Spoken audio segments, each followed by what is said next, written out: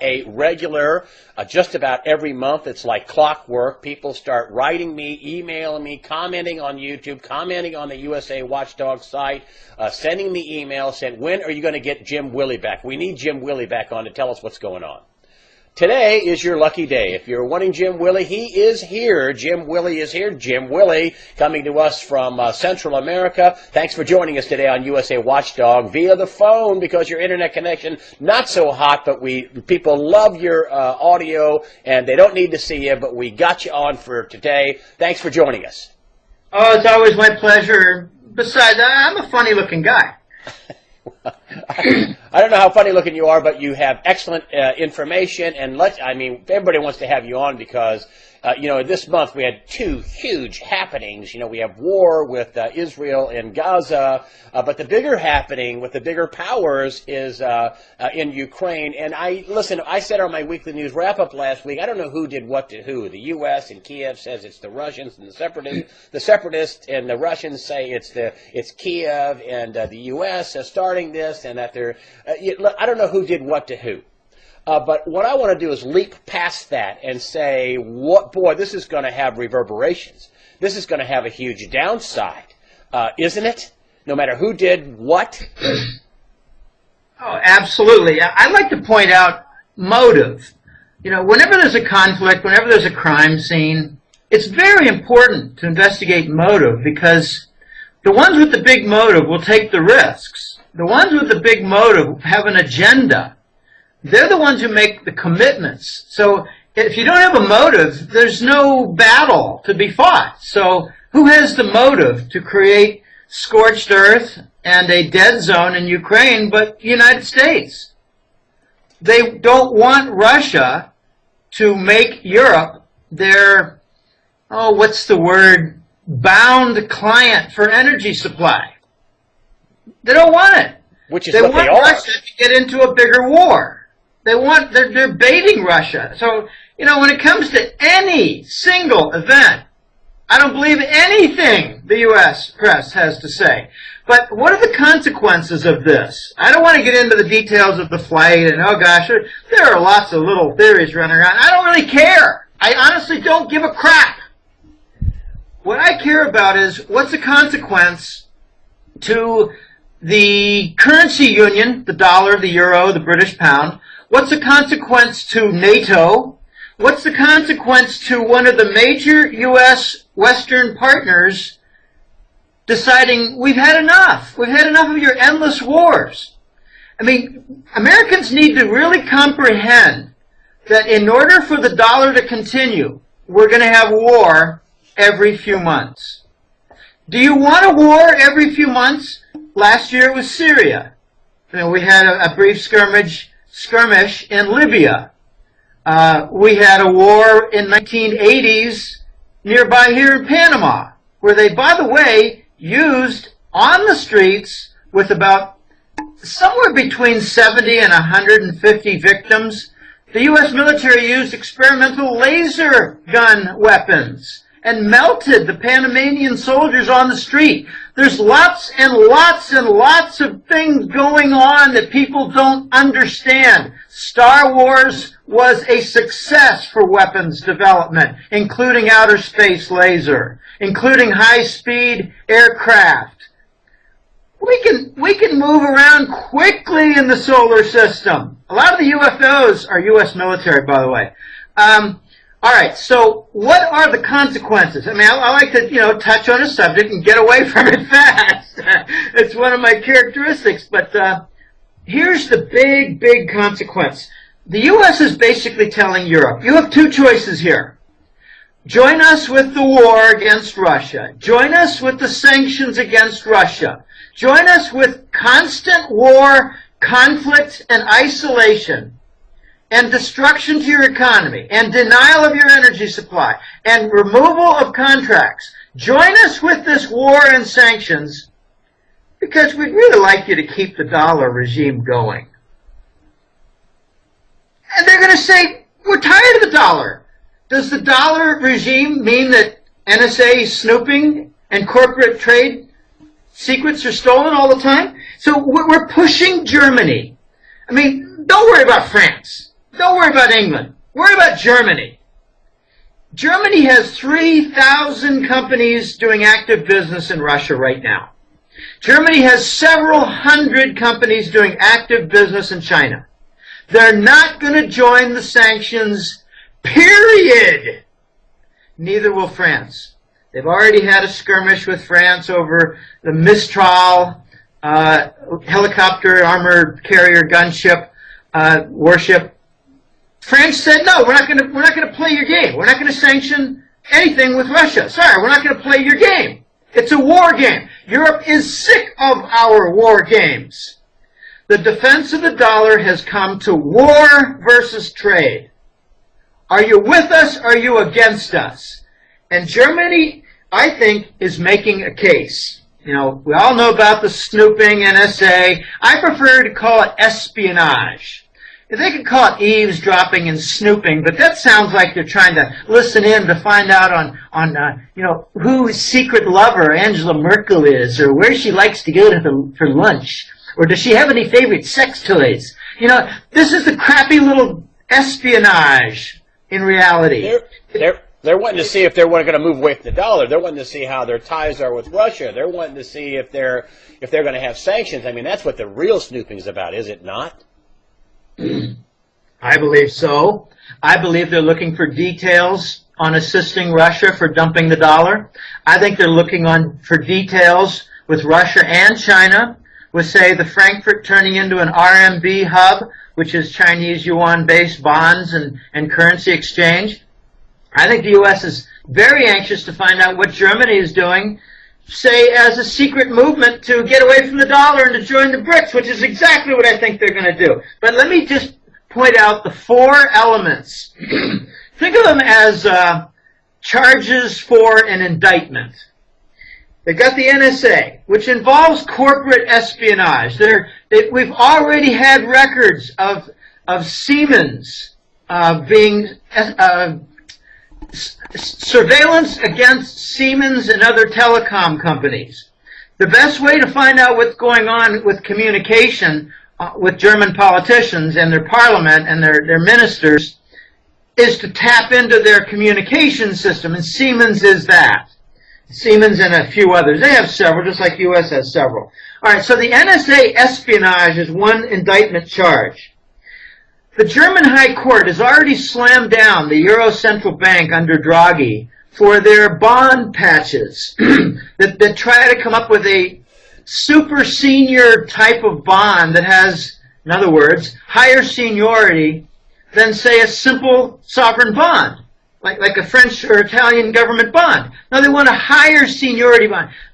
The German High Court said, this is all illegal. What are you guys doing over there? The third charge is that they don't want the United States to dictate to Russia a cutoff of 40% of their gas supply from Russia.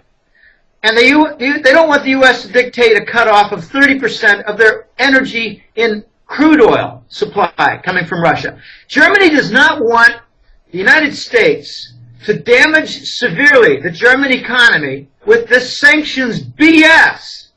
The fourth thing is something very recent. Their BaFin, which is kind of a combination of Securities Exchange Commission and FBI policing. Their BaFin, very powerful agency that's not corrupted like every single alphabet soup United States agency is, corrupt to the core, including the Coast Guard. They're escorts for narcotic shipments coming in. All right, the fourth charge is a gold damages audit that's being done nationally in Germany.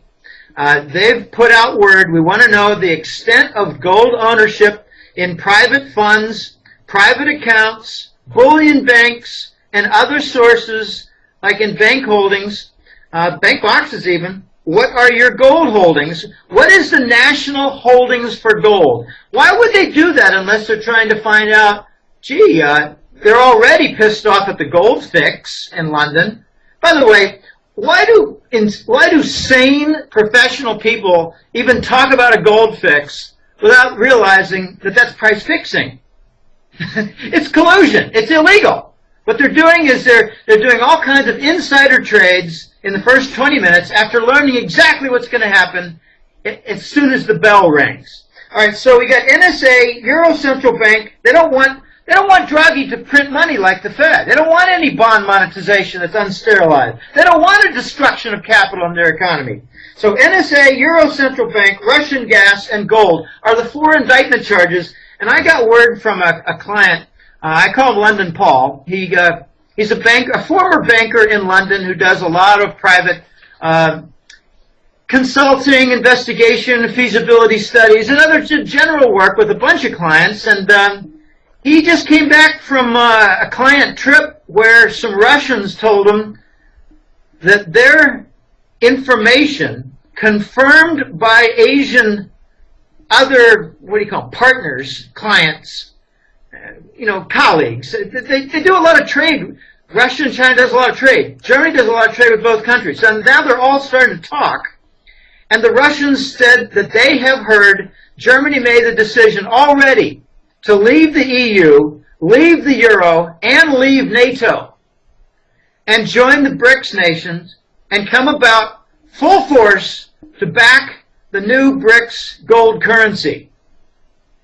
This is, we're forcing Russia to, we call them sanctions, but what we're really saying to Russia is don't use our dollar anymore. And they're saying, okay, we're not ready yet, but we can get some help and we can speed up our timetable. But you want to ban the dollar? Yeah, okay, we'll ban the dollar. But my joke is that the United States is going to successfully get the Russians and 90% of the rest of the world to abandon the dollar. I mean, we're stupid. We're telling the Europeans that with fracking gas supply and shale oil supply, we can make up for what Russia supplies them. I think we can't even supply 5% of what we promise. I don't want to get into a lot of details, but fracking, it has incredible, for gas, has incredible depletion rates, which means that a year or two, the well's done. You need a new well. So the important thing is to create new wells, and you run out of space for new wells, and before you know it, you're done with the whole industry, and you've contaminated the water system, and the farmers are really angry. With shale, you don't have anywhere near as much energy as you thought. The Monterey, California project just had a 96% write-down of their reserves. 96%! In other words, it's all a fraud. And you need 3 units of energy to produce 1 unit of oil out of shale. I mean, this is insane what we're doing. We're going to force the Germans to leave NATO, but the first thing they're going to do, I think, is announce that they're going to conduct trade. What's the least risky thing they can announce? They're going to do trade with Russia and China and no longer use the dollar. Yeah. And then announce that they're going to work to make a more formal, legitimate, stronger currency, and then it'll be known soon that it's gold-backed and BRICS. So that's where I think we're going. You've been saying this for a couple of years. You've been saying, hey, they're going to come up with their own bank. They're going to call it, they're going to call it something else, but it really is kind of like their own, IMF. They're going to come up with their own bank. Said this a couple of years ago. What do they announce with this month? That boom, they got their own bank. They got their own bank. They got their own bank. They got 2 banks. Greg, they got 2 banks. Well, you've been saying that this is what's happening, and when I first heard it, I thought, oh, Rick, really? Anybody hearing this would go, oh, gosh, how can that? Well, Shazam! It has happened. It is fact. They've got 2 funds. One is the Credit Reserve Account, CRA, otherwise known as their Emergency Crisis Fund. Okay, if they have hot money leaving their bonds or their stock market, they can tap the fund and fix the hot money situation, like the Asian meltdown in '97. They'll have a fund for that. They call that the CRA, Credit Reserve, I think it means account, Credit Reserve Account. They've got a second fund, though, and this is the important fund. They call it the Development Fund. They've called it that for a year, and I noticed suddenly a couple months ago they started changing and called it the BRICS Bank, just the BRICS Bank, not the Development Fund. And I have this way of looking at things that is full of inference and things don't make sense, so let's re-examine. That's how I work. But if you look at the projects, the infrastructure projects that the development bank sites for the BRICS. You hear about the Nigerian Railroad. You hear about the Tanzania Railroad. You hear about the Kenya Railroad. You hear about the optic fiber communication line to link up 5 continents, which, by the way, also will link up with Miami. I don't understand that completely, except perhaps there's a lot of Latin money in the banks in Miami, a giant banking industry in Miami. All right, so if you look at all the projects, and maybe throw in a couple more strange ones, like, you know, developing ports in former Soviet republics, for instance, or helping out Argentina with some new ports or new whatever, and offshore energy, who knows? Add them all up, and you don't even get 10 billion. So why are they doing a development fund for 100 billion? I think because they're going to have a central bank with gold, and all the unused project money is going to be converted from treasury bonds to gold bullion. And they just had an announcement they're not going to hold their funds in treasury bonds. So when you're looking at these facts, the important questions should come up, which amazingly don't come up in the U.S. press. Well, where's the treasury bonds sale to take place? And I look at the Belgian bulge, and now I'm starting to think that it went from, you know, 40 billion late last year to 400-something billion by May, and the last couple of months have not shown any increase there. I think they're falsifying the tick reports now for the U.S. Treasury bond holdings by foreign central banks. Might have been April that the peak occurred, because the last 2 months have been down, and it's 2 months delayed. So where are they dumping treasury bonds? Well, here's a Lulu for you, Greg. We had this legal prosecution against PNB Paribas. Oh, yes, and Putin called it blackmail, and they had gone to France and said, well, you know, we'll cut the fine, $9 billion for laundering money for Iran and Sudan, and we'll cut the fine if you just don't deliver these, these amphibious ships that carry, 13 tanks and 100 Humvees and 400 troops, and, Right. Well, here's some more on that.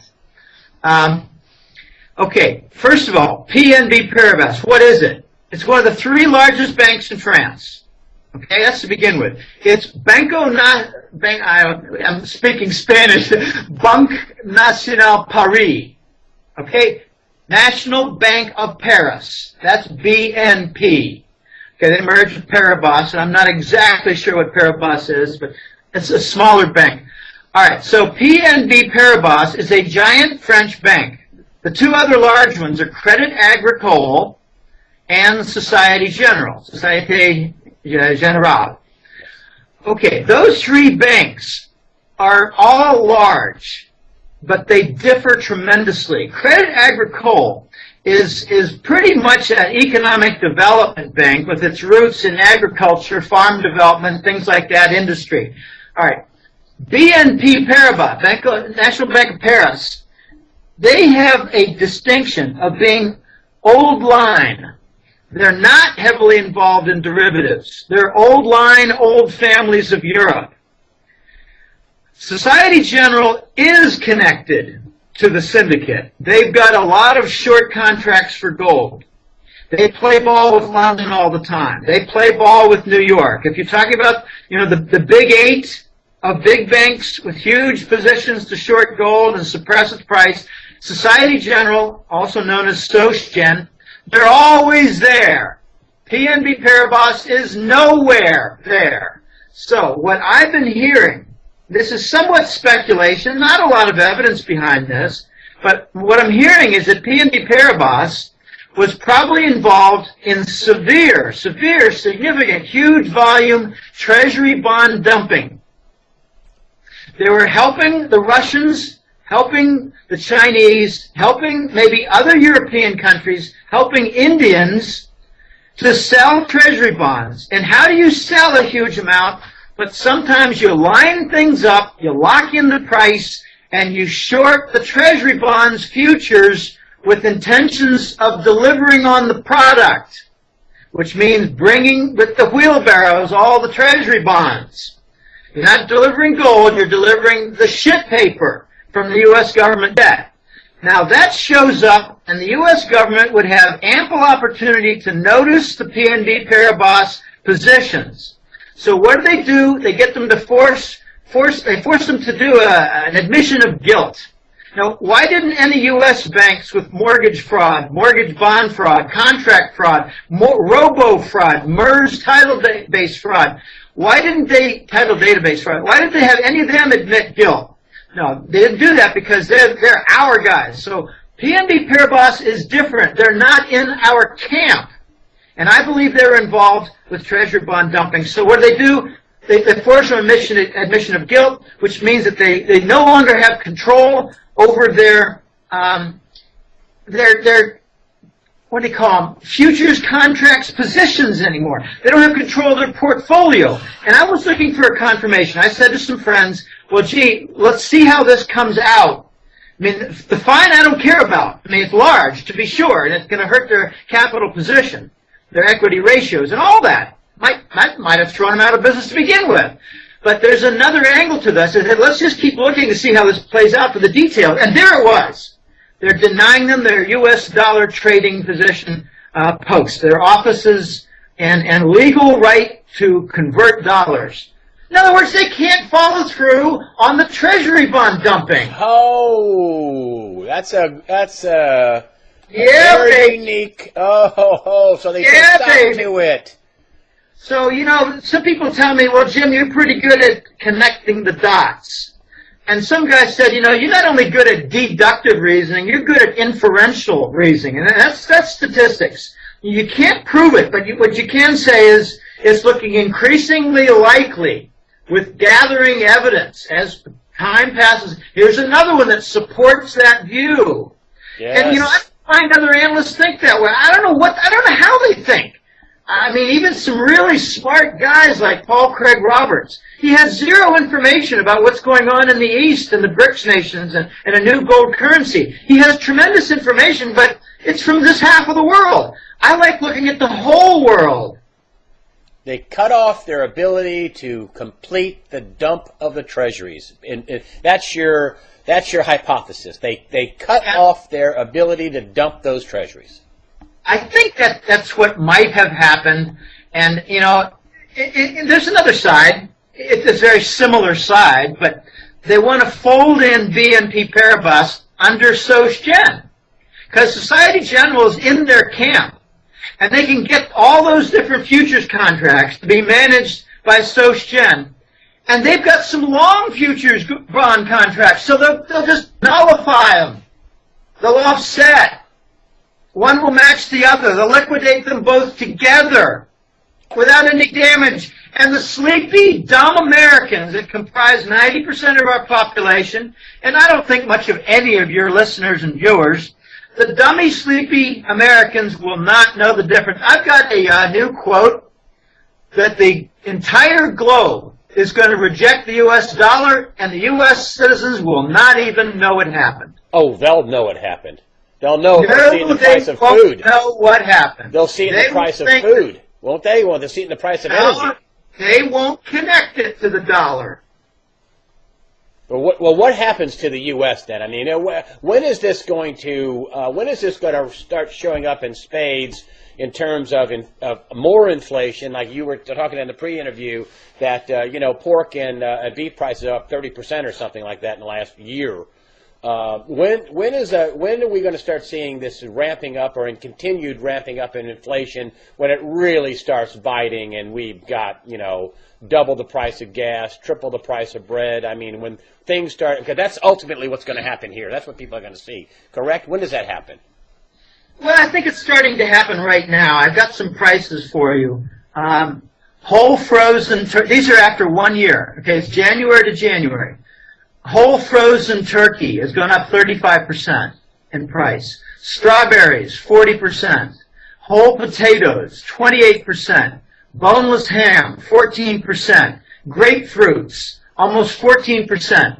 Boneless chicken breast, 11%. All ham products, 11%. Oranges, 10.5%. All pork products, 10.5%.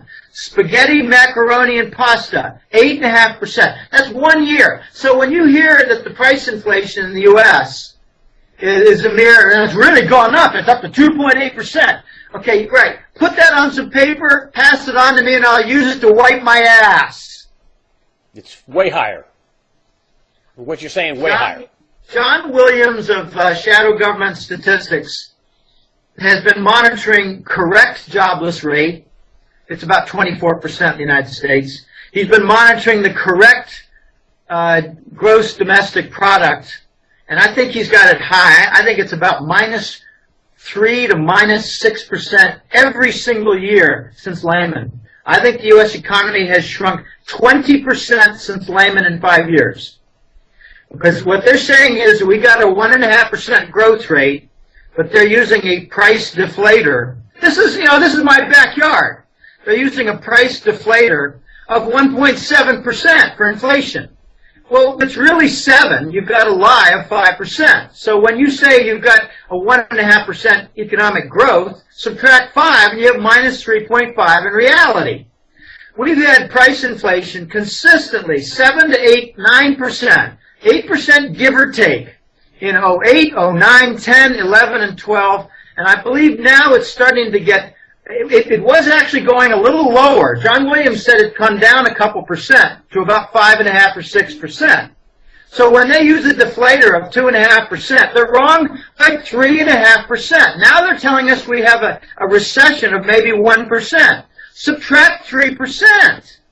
We got a recession of 4%. It's 4 to 5% every single, 3, 4, 5% every single year for 5 straight years. That's a 20% recession. What we tend to do in the United States is measure a lot of shuffling of debt. Okay, that's economic activity. No, it's not. It's just movement of debt paper. It's not movement of products. You're not moving garden hoses and hardware and cars and tires and machine tools. You're moving, mutual funds. You're moving bonds from banks. You're moving, no, the paper movement. And the Chinese are all over this. The Chinese say that half of the U.S. GDP is phony debt shoving, debt movement, debt shoving paper across tables. So when we say we're a $14 trillion economy, no, we're more like about 7 or 8 in moving things and doing services. And then we got another few billion, trillion in there for shoveling paper around. So, we got a lot of false statistics, and we got a breakdown that's going on. I'd like to mention something. I've talked about this before, but I got to mention it again because it's just too important. We're printing money, and we're buying treasury bonds and mortgage bonds. We're redeeming it. This is a backdoor bailout for Wall Street. We're redeeming their toxic paper, and we're shoving all this new money into the system without removing it elsewhere. It's called unsterilized bond monetization. We're monetizing the U.S. debt. We're monetizing the home mortgage debt. And we're monetizing a lot of derivative debt that I think is totaling somewhere between 120 and 200 billion a month. That's what the Yellen Fed and the Bernanke Fed is doing. We're doing and is doing now. It's not 40 billion a month, which would be horrible. It's $500 billion a year. I think they're down to like something 25 billion. I mean, right. I mean, that's what they're saying, that they've tapered and it's down. But then it shows up in Belgium, and then you're saying that you think there's outright fraud in the Tick report, and they're hiding. I think Rob Kirby said, they're playing a huge global game of hide the salami. I mean, they're just hiding this debt. They have to print it. They're going somewhere. Right. The hide the salami, we should keep that in the bedrooms. I think so. But let me point out what the effect is on this quantitative easing and unsterilized monetization. I call it free fall. Free fall for the economy from capital destruction. And here's how it works. The amazing thing I find in economic analyses that I often read about by, some good analysis, good analysts too, and a lot of, government reports come out and say, here's our economic forecast. What they overlook constantly is feedback loops. What will happen if we start to see energy prices, metals prices, and a lot of other prices rise in response to the QE policy of doing bond monetization in an unsterilized fashion?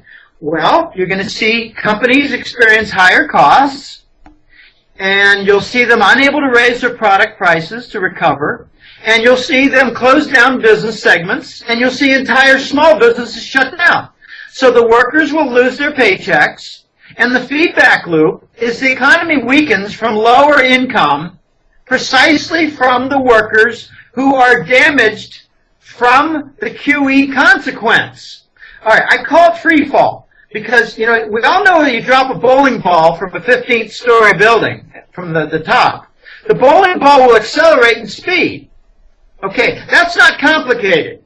A moron can contemplate that. All right? So when you get to quantitative easing and the bond monetization, you get a feedback loop. The bowling ball falls a few floors. It started out at the 15th floor. Now it's on the 10th. And you get these layoffs, and a third of the entire mall that you know of that you like, a third of the mall is empty. You get all these people who used to have a job. Your neighbor is now out of a job, so they're spending less. I get more cancellations from the Golden Jackass newsletter. I get a lot of new sign-ups, but hey, you know, on a typical month, I get 120 sign-ups and I get, 60 cancels. I often ask the cancels, what happened? Say, well, I lost my job, or my wife lost a job, or business is way down, need to cut costs. I'll be back someday, I hope. All right, so you get the feedback loop of lost income from the damage that comes from higher costs, that comes from the QE. It's not stimulus, people. It's backdoor Wall Street bailout that degrades and deteriorates and damages the economy in a feedback, vicious loop system. So as time passes, what you're seeing, we're now into the fourth year of QE. QE1, QE2, Operation Twist, QE3, denial of taper talk. Now I think what better name is QE to infinity. I forecasted in 09 and 010 it's going to come, and then when it came I said they're never going to stop. It'll be multiple repeated steps. And that's exactly what happened. You're seeing the free fall, Greg. You're seeing the free fall with acceleration of the damage. So now you get even more cost damage. I recited to you the food prices, and that's from two things.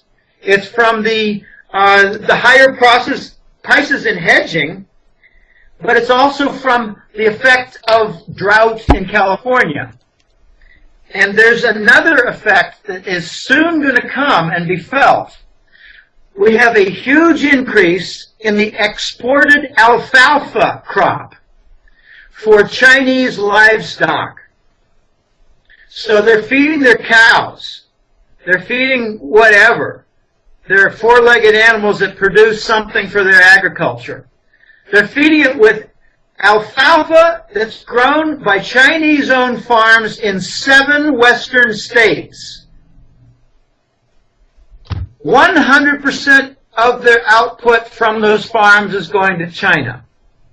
Now, after a while, you're going to start to see the effect of the Chinese and other nations owning farmland, all the crop sent to Asia or outside the country, and then you're going to have joining that another effort by U.S. corporations to export more in order to earn foreign income just to keep stable the currency, Greg, like all third world nations do.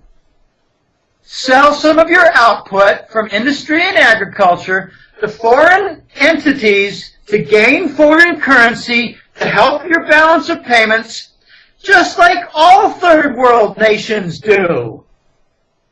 And I've been talking about third world for as long as we've been doing interviews. Now I'm detailing how it's happening. And they just laid off 18,000 at Microsoft recently. So there's your layoff. Microsoft.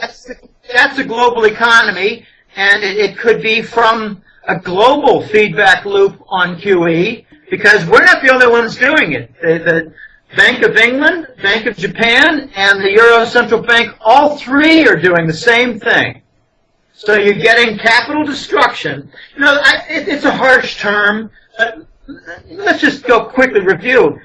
You've got big financial entities, individuals who are wealthy, and corporations say to themselves, well, gee, if they're going to wreck the dollar with QE and debauch the currency and undermine it, this is what third world nations do. They wreck their currency by printing too much of it. Because nobody can step up and say, we got to stop, we got to do some write-downs, rich people are going to lose some money, bondholders are going to lose some money, sure, we need to reset it, and but nobody wants to take that very painful step. And they realize that foreign entities don't want to buy the treasury bonds anymore. I mean, QE did not happen by accident. Yeah. The foreigners didn't want to buy the treasuries anymore. They don't want to buy a bond when the same central bank is printing money to buy the bond. Yeah. Do you want to buy lemonade when you can see that behind the wall that they're fabricating phony lemonade? You don't buy it anymore. Yeah. Now, this is just becoming plain sense. So, as these world factors come in, they buy hard assets. They buy energy property. They buy mining deposits. They buy farmland. They buy anything hard asset as a response to protect their money. And it's raising costs. That's the initial. I talked about this a year ago. QE raises the cost structure and brings about shrinkage and disappearance of profit margins. So as the profit margins go away, companies say, well, we can't make any money, we're going to lay off this group of 80 people, and all the machines go quiet. Okay? It's called capital destruction, but it's more like capital retirement. You put the machines on mothballs. You don't destroy them. You might sell them for 30% discount to get rid of them and raise money. You might take all your computers and telecom equipment and put them in a big room and hope that next year you can put it to use. That's called capital retirement, capital withdrawal, and capital destruction. So that's what QE does. It's not stimulus. It's capital destruction. And now we're getting the feedback loops after maybe 2 full cycles. And I believe the U.S. has gone into a recession that it's not going to get out of until the dollar gone. We're now at first quarter. We went. I think they're saying 1.5%, 1.9%. 2.9%. The final revision was 2.9%, which is a steep drop from 2.6 plus in the fourth quarter to 2.9, 5.5%. Spoof. All right. So that means in reality we went from about -3% recession to about -7% recession. Yeah. When you factor in inflation properly. Because what they're doing is they're taking nominal data, which means unadjusted, and they're saying, well, we've got this amount of growth by subtracting out 2% for inflation. When inflation is really 5% more than that. So they're calling 5% of our inflation growth. And they're still ending up with a recession. So in other words, we got a monster recession of -6, -7% right now, and I don't think it's going to get better until the dollar is disposed of. So we're entering the final phase of the dollar, and when you look at Saudi Arabia, you see evidence of the divorce. They're having a conference every single month at high level, minister level with China. They didn't do that last year. They didn't do that the year before. They didn't do that any year. But they're doing it now because there's been a divorce with the U.S. government, and I think the U.S. and London is stealing a lot of Saudi gold in Switzerland, which might be the motive behind the Credit Suisse law case, prosecution case. Okay, they can always come up and say that PNB Paribas violated sanctions against Sudan, Cuba, and Iran. They can always come up and say that Credit Suisse, the big Swiss bank, violated all kinds of secrecy laws to bring about hidden bank accounts for U.S. citizens and for tax evasion and numbered accounts and all this. But I look behind the scenes. What are they trying to do? What is Credit Suisse doing that the U.S. government doesn't like? And what I'm hearing is that they wanted, just like to fold BNP Paribas, they wanted to fold under Societe Generale, which is in the camp of the bankers. They have a different plan in Switzerland. They want to fold Credit Suisse into UBS that they already took over. And that, I think, will bring about complete theft of the Arab gold. Now watch next. We had news 2 months ago. The Saudis announced a new sovereign wealth bank fund, independent of their central bank. Why would they do that? They're dumping treasury bonds, converting to gold, and I'm hearing word that other Gulf nations are about to do the same thing, or to use the Saudi offices to dump treasury bonds. I did a calculation of all the Gulf nation emirates and their sovereign wealth funds. Total it all up, $2.3 trillion. I'm guessing that maybe a half or a third of that is treasuries. It might be more, but let's just say it's half for argument's sake, and they're talking about 1.1 trillion in treasuries. Wow, that's a lot of conversion to gold bullion. And why has the price gone up yet? How do you know it hasn't? Oh, in the background. So the paper price isn't the real price in the background. Paper price is nonsense. That's the stuff you put on, those nice little sheets you take to the bathroom and you wipe your ass with. Okay. I have lots of Comex toilet paper. It's beautiful. And the ink does not run. And the last thing I want, Greg, is to walk out of the bathroom with green and black ink coming on down my backside. When is the paper price in the behind the scenes going to start? Because at some point, the paper price behind the scenes is going to show up in the paper price in the front scene. When is that going to? What do you suspect the timetable for that is? I don't know. Good question. I hear the question a lot, and all I can say is what I've been saying all along. Does it look like the end of the year 2014 is going to look like what it was in January? No. That's what you said. No, in fact, it's getting far different from even what it looked like in May.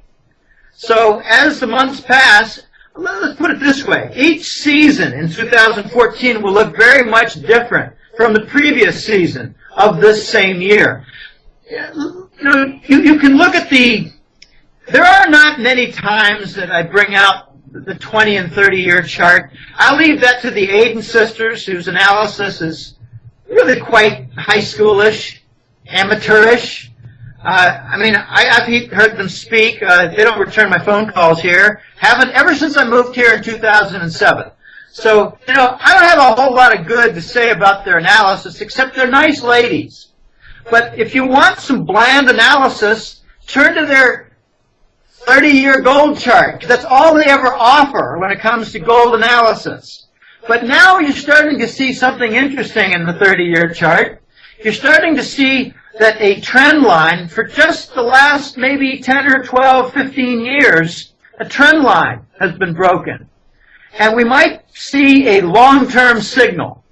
Now, there are a lot of technical analysts out there that rely on, short-term technical signals, and those aren't very reliable. And then they rely on what they call the intermediary signals, and those are more reliable. That might be a signal that shows up on a 2.5-year chart.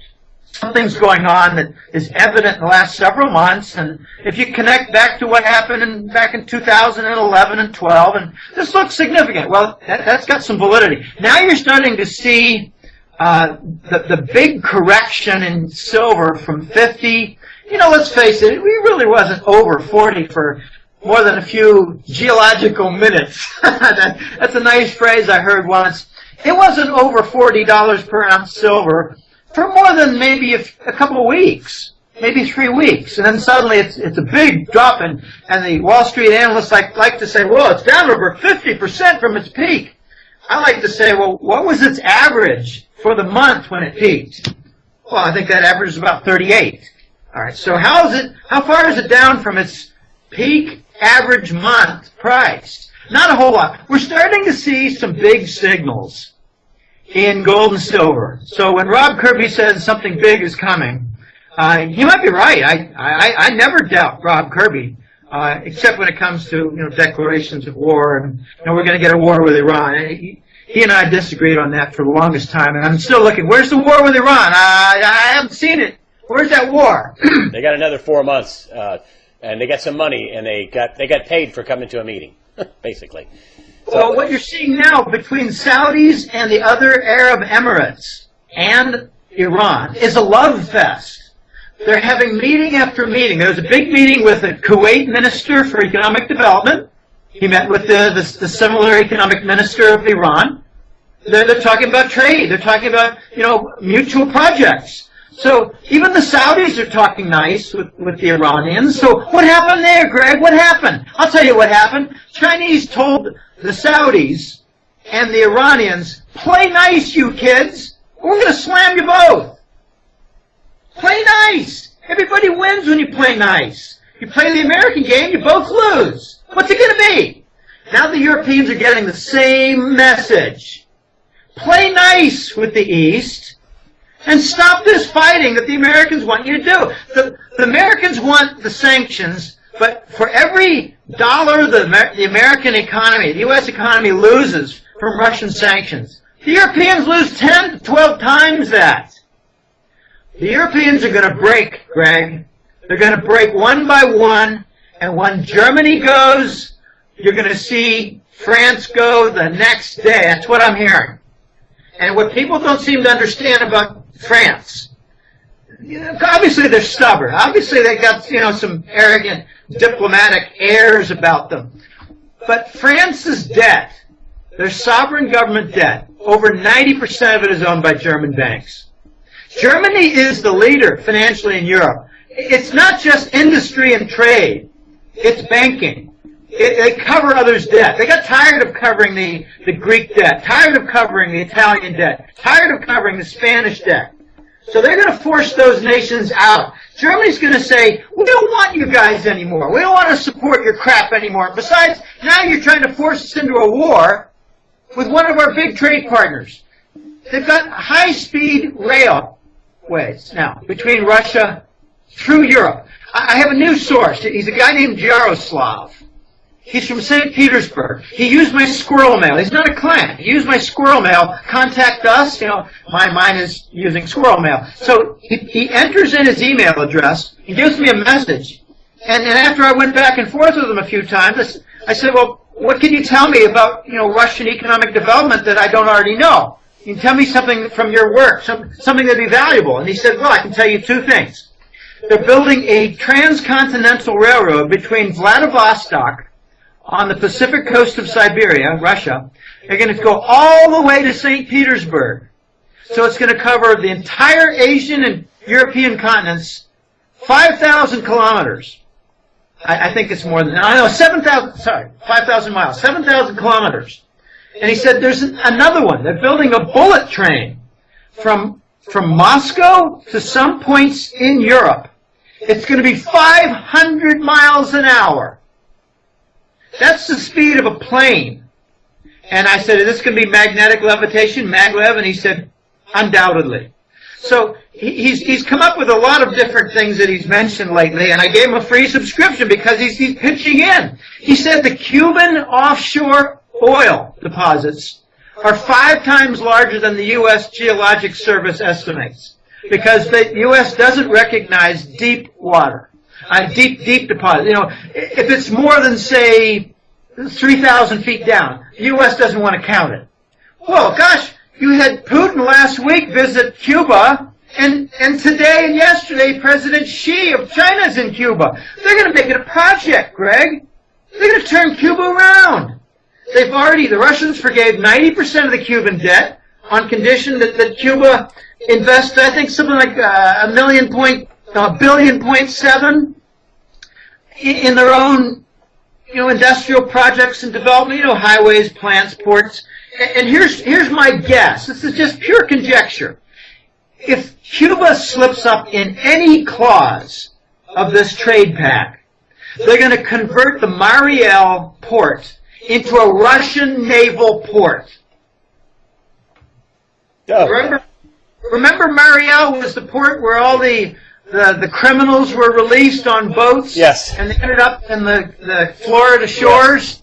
Yeah. Right. Well, they're going to convert that. I think it's just a matter of a couple of years. They're going to get some hidden commitments and promises that, you don't deliver on this, don't deliver on that, and we're going to just take over. That's going to be one of our collateral grabs, the Mariel port. They've already now got an agreement with the Russians to go in there with Rosneft and another company that's their big oil. Rosneft is their big oil. It's twice the size of ExxonMobil. Most Americans think that Exxon's the biggest in the world. No, it's one that's twice as big. It's Russia.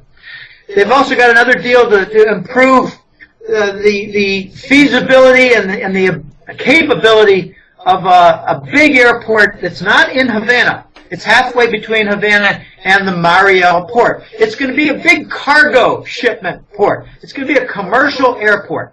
So they got to ship in the equipment for the offshore drilling. This is not easy. And watch Baker Hughes, find a way, or Exxon find a way to get a stake in this. So I've said for the longest time, you want to get rid of the political obstacles, go straight to commerce and trade. Why is it that ExxonMobil is still doing projects in the Arctic and still doing projects in the Black Sea, which is Crimea, with the Russians and their energy companies? We've already got the U.S. energy companies defying our own sanctions. Yet we're prosecuting French banks for doing the same. I mean, this is insane, Greg. We're losing control of the situation. Jim Willey, thank you for coming to us today and enlightening us about the geopolitical, mostly the economic situation, which is all tied together, politics and money. Thank you very much. This is Jim Willey, the editor of the Hat Trick Letter, which can be found on goldenjackass.com. Jim Willey, editor of the Hat Trick Letter, which can be found on goldenjackass.com. Great site, subscription site. Jim Willey, thank you so much for joining us today on USA Watch.